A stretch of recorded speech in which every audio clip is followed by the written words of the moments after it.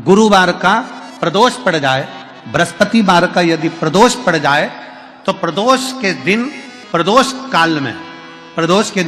काल में किसी शिवालय में जाएं, शंकर के मंदिर में जाएं, एक ही दिए के अंदर एक फूल बाती, कैसी बाती है? फूल बाती, और उसी दिए के अंदर एक लंबी बाती, दो बाती।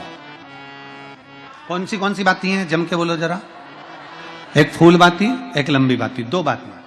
एक ही दिए के अंदर फूल बाती, लंबी बाती दोनों रख लें। थोड़ा सा घृत की बातियां, तेल की बाती नहीं, घी की बाती रखें, और दोनों बातियां उसमें रखकर 3 बेलपत्र भगवान शंकर के मंदिर में लेकर जाएं। दिए को भी प्रज्वलित नहीं करना है।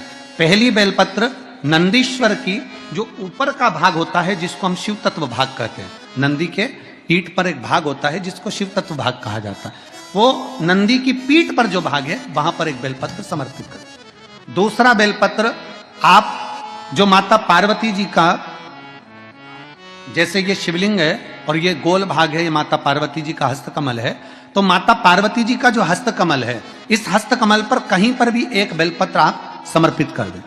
और तीसरे नंबर की जो बेलपत्र है वह भगवान शंकर पर समर्पित कर दें। जो दिया आप लेकर गए हो मंदिर में, उसी दिए को नंदी और महादेव इन दोनों को दर्शन कराते हुए अगर मंदिर के अंदर लगाने दें दिया तो ठीक है, ना लगाने दें तो दीप को बीच में बस स्पर्श कराकर, भले बाहर जाकर लगा दो, पर प्रयास करो वो दीप, वैसे तो बीच में नंदी और शिव के मध्य में वो दिया स्पर्श होना चाहिए। जैसे ये नंदी है और ये शिव है, तो इसके मध्य में दीप स्पर्श कर ले, भले उसको जलाने ना दे, पर स्पर्श मात्र कर कर अगर आपने एकांत में कहीं पर भी ले जाकर लगा दिया, उस दीप को जला दिया, तो गया हुआ कितना भी करोड़ रुपया हो, वो धीरे धीरे कर कर गया हुआ धन हमारा वापस आता ही है। कोई खाकर भी बैठ गया तो देगा जरूर, वो धन आएगा जरूर, कैसे भी आएगा, पर अपनी संपदा वापस। शिव तत्व की प्राप्ति हो भगवान शंकर। आप प्रसन्न रहें तो पहले जल चढ़ाएं, बेलपत्र चढ़ाएं, पर यदि घर में तकलीफ है, दुख आ गया, कोई बहुत बड़ी घटना हो गई, घात लग गई, तब उस समय पर जल पहले नहीं, पहले बेलपत्र चढ़ाओ शिव जी पर, फिर जल चढ़ाओ। जब आप बेलपत्र चढ़ाएंगे उसके बाद जल चढ़ाएंगे, तो वो बेलपत्र आपके घर में जो तकलीफ है, कोई हॉस्पिटल में पड़ा है, दुखी है, उसको वो झेल लेता है, फिर उसको भटकने नहीं देगा, बाबा उसको ठीक कराकर भेज ही देगा अपने घर। प्रदोष काल का दीप, प्रदोष काल की आराधना, प्रदोष काल की साधना, और प्रदोष काल में परमात्मा का लिया गया नाम हमारे करोड़ों करोड़ों करोड़ों करोड़ों पुण्य को प्रबल कर देता है और हमारे पाप को छिन्न कर देता है। हमारे पाप 3 महादेव के नाम का स्मरण अच्छे से रखिएगा। पहला कुंदकेश्वर, बड़े से बड़ा रोग हो जाए, दवाइयां डॉक्टर जो दे उसको खाओ, पर साथ में कुंदकेश्वर महादेव का नाम लीजिए, जांच भी कराइए, दवाई भी कराइए। दूसरे नंबर का शंभेश्वर महादेव। शंभेश्वर महादेव भगवान नरसिंह को जब क्रोध आया था, भगवान विष्णु ने नरसिंह अवतार लिया था, और नरसिंह भगवान को जब क्रोध आया था, शिव जी ने सरम्ब पक्षी का रूप धरकर नरसिंह भगवान को अपने पंजे में उठाकर अलकनंदा नदी में ले जाकर डाला था। इसलिए आज भी जब हम बद्रीनाथ जाते हैं, राइट में पुल पे से जाते समय जो ताप्ती कुंड है जिसमें से पानी गर्म निकलता है, उसके ठीक नीचे एक शिला का दर्शन करते हैं। वो शिला नरसिंह शिला कहलाती है और शंभेश्वर महादेव का स्मरण किया जाता है। शंभेश्वर महादेव क्रोध की संयमितता रखता, चिड़चिड़ेपन को समाप्त करता है शंभेश्वर महादेव। और तीसरे नंबर पर है, जम के बोलो, अष्टवक्रेश्वर महादेव। अष्टवक्रेश्वर शिव जी के इन 3 स्वरूपों का वर्णन बड़ा सुंदर भाव से। यदि वंश की वृद्धि नहीं है, 30 वर्ष शादी के हो गए, 40 वर्ष शादी के हो गए और औलाद है ही नहीं, डॉक्टर ने भी हाथ नीचे कर दिया, टेस्ट पे भी करवाया, IVF करवाया, सब कुछ तुमने करवा लिया, तो भी औलाद नहीं है, तब आखिरी में एक काम चालू करो, प्रदोष का दिन दोनों पति पत्नी व्रत चालू कर दो प्रदोष का, और प्रदोष काल में शाम के समय जाकर एक ही दिए में 2 लंबी बाती जानते हो ना, रुई की लंबी कपास की बाती दोनों बाती एक ही दिए में रखकर पति पत्नी दोनों उसको प्रज्वलित करना प्रारंभ करें, बाबा संतान देकर ही रहेगा, औलाद आएगी ही। और फिर निवेदन करूंगा, बारंबार कहता हूं, आज फिर निवेदन करता हूं आप सभी से, अगर शरीर में कष्ट है, घुटने कमर में बहुत ज्यादा तकलीफ है, तो प्रदोष के दिन शंकर प्रयास करना कि प्रदोष के दिन शंकर के मंदिर की चौखट पर बैठकर, शंकर के मंदिर के द्वार पर बैठकर शंकर पर चढ़ी हुई बेलपत्र खाना चबा चबा कर और घर आकर विश्राम करना। 2-1 प्रदोष कर कर देखना, आपके घुटने और कमर में आपको खुद अंतर है। पुत्र कोई साधारण नहीं है महाराज। प्रदोष के समय पर उससे पहले लक्ष्मी और दरिद्रता फिर भ्रमण पर निकलती। शिव भ्रमण कर कर जब वापिस सजाते हैं, हिंदू धर्म में पीपल के वृक्ष की जो गणना वराह पुराण में करी गई है, 4 बजे से 7 बजे तक शिव के भ्रमण का समय बताया है शाम को। तो 7 बजे से लेकर फिर रात्रि 9 बजे तक लक्ष्मी और दरिद्रता फिर भ्रमण पर जाती। इनका एक समय निश्चित है महाराज। भ्रमण कर कर आ जाना। अब इस बीच में जब लक्ष्मी और दरिद्रता दोनों निकल कर जा रही हैं, तो दोनों एक भाव रख कर जाती हैं कि आज हमको कहां प्रवेश करना है।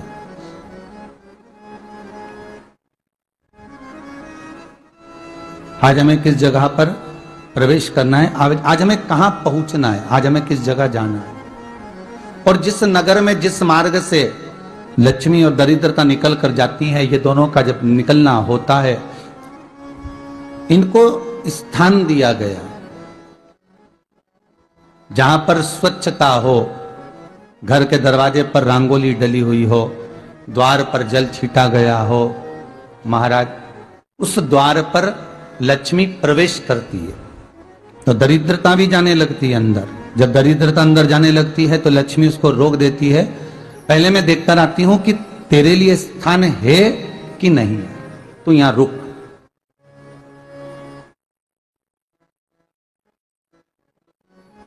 कुछ देर तक दरिद्रता बाहर खड़ी रहती है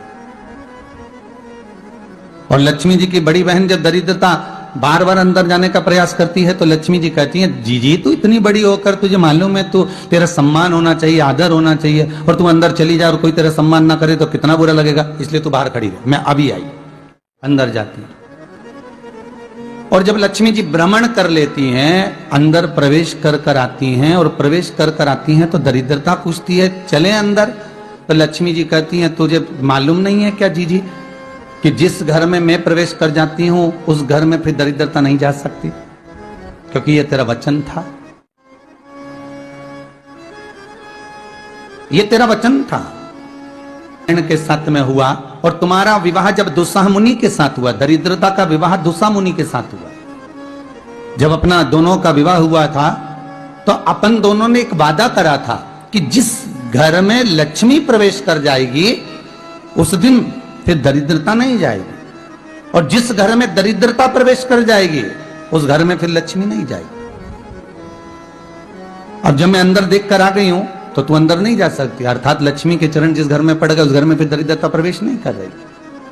चलते चलते फिर दरिद्रता ने देखा और लक्ष्मी जी इसको लेकर गई और लक्ष्मी जी ने देखा कि इसके दरवाजे पर जल नहीं छीटा गया, इसके दरवाजे पर ना रंगोली डली है, इसका द्वार साफ नहीं हुआ है,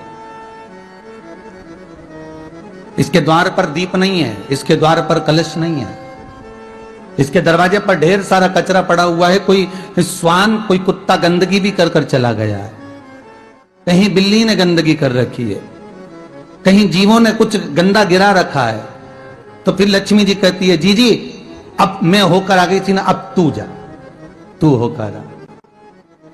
और दरिद्रता प्रवेश करती है तो अंदर जाकर क्या देखती है दरिद्रता कि इतनी सवेरे से मैं घूमने इनके दरवाजे पर आई और ये तो सब चादर तान के चकाचक गुर्राटा भर भर कर सो रहे हैं। तो दरिद्रता कह देती है, तुम्हारा भाग्य ही बेकार है, तुम्हें क्या करूं, तुम ऐसे ही सोते रहो।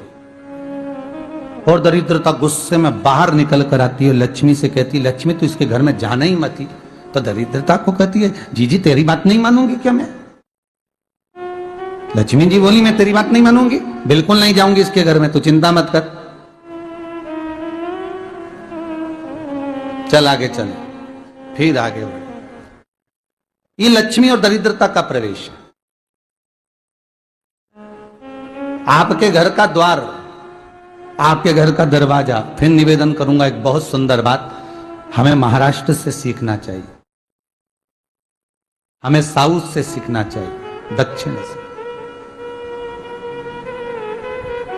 जिस समय पर भक्ति देवी यमुना जी के घाट पर रो रही थी, अपने पुत्र ज्ञान और वैराग्य को गोदी में लेकर, समय देव ऋषि नारद ने एक प्रश्न किया था कि तुम कहां पर पोषित हुई हो, तुम्हें ऊर्जा कहां से प्राप्त हुई? तो कहा मैं गुजरात से तो चली हूं। और वहां से चलती चलती भक्ति देवी कहती है मैं बहुत दुखी होकर, बूढ़ी होकर, द्रवित होकर, बड़ी दुख में वहां से चलते चलते जब मैं महाराष्ट्र में पहुंची तो मैंने वहां जाकर देखा कि वहां पर लोग हर पल हर घड़ी ब्रह्म मुहूर्त में उठकर स्मरण करते हैं, नाम जाप करते हैं और दरवाजे पर जल छीट कर रंगोली डालते हैं। तो कह रही है कि वहां पर मैं थोड़ी अवस्थावान होने लगी, वहां मुझे अच्छा लगने लगा। फिर जब मैं और आगे पड़ी, दक्षिण में जब पहुंची, वहां पर जाकर मैंने देखा कि सुबह से उठकर मंगलाचरण, मंगला स्तोत्र और वेदों की ध्वनि होने लगी। वहां पर मैं और आनंदित हो गई। हमें कुछ चीजें महाराष्ट्र से सीखना चाहिए कि वहां रहने वाले जो भगत हैं, वारकरी संप्रदाय के जो भक्त होते हैं, वैष्णव जो धर्म के भक्त होते हैं, उनका नियम है सवेरे के समय घर में पानी है कि नहीं है, पर जब भी वो घर का दरवाजे के बाहर थोड़ा ना थोड़ा पानी तो छीट ही देते हैं। और छीटने के बाद फिर वहां पर अपने यहाँ तो दिवाली पर रंगोली बनती है जी, और वहां पर रोज की रंगोली बन जाती है।